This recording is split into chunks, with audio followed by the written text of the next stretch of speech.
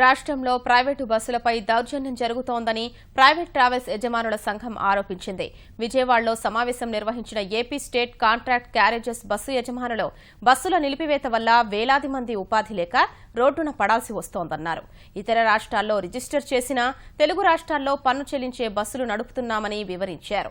రవాణా శాఖ తమ వద్ద సీట్లు, బెర్తుల ప్రకారం పన్ను వసూలు చేస్తోందని, చట్ట వ్యతిరేకమైతే ఇప్పటి వరకు పన్ను ఎందుకు వసూలు చేశారని ప్రశ్నించారు.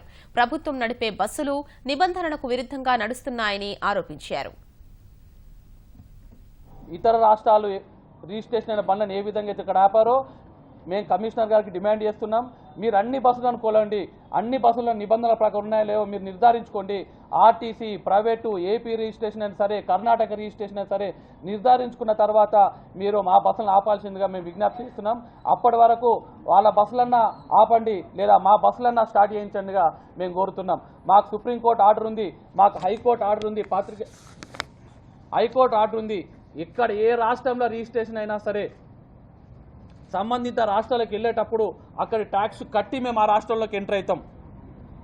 వెళ్ళినప్పుడు ట్యాక్స్ కట్టినప్పుడు ఆ యొక్క వెహికల్స్ని సీజ్ చేయొద్దనే ఆర్డర్ మా చేతిలో ఉంది. అది మీ అందరికి కూడా ఇవ్వడం జరిగింది. ట్యాక్స్ ఉన్న తర్వాత బండి సీజ్ చేయొద్దు. మరి అటువంటి ఆర్డర్ ఉన్నప్పుడు కూడా మా మీద దౌర్జన్యంగా ఈ రోజు యొక్క సర్కులర్ లిస్ట్ చేస్తూ దౌర్జన్యంగా చట్ట విరుద్ధం మా బస్సులు ఆపడని మేము కోరుతున్నాం.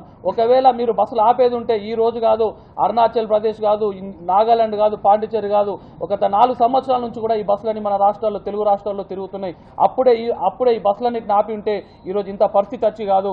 900 బస్సులు మీరు ట్యాక్సులు కట్టించుకొని ఈ 900 బస్సుల పైన ప్రతి సంవత్సరం 50 కోట్ల ట్యాక్స్ కడుతున్నాం. మనం ఆంధ్రప్రదేశ్, తెలంగాణ రాష్ట్రాల యొక్క ట్యాక్స్ను కట్టి మేము నడుపుతున్నాం. ఇన్ని రోజులు అలవ్ చేసి ఒకరి ఒత్తిడి వలన ఈ రోజు ఆపడం సమంజసం కాదు.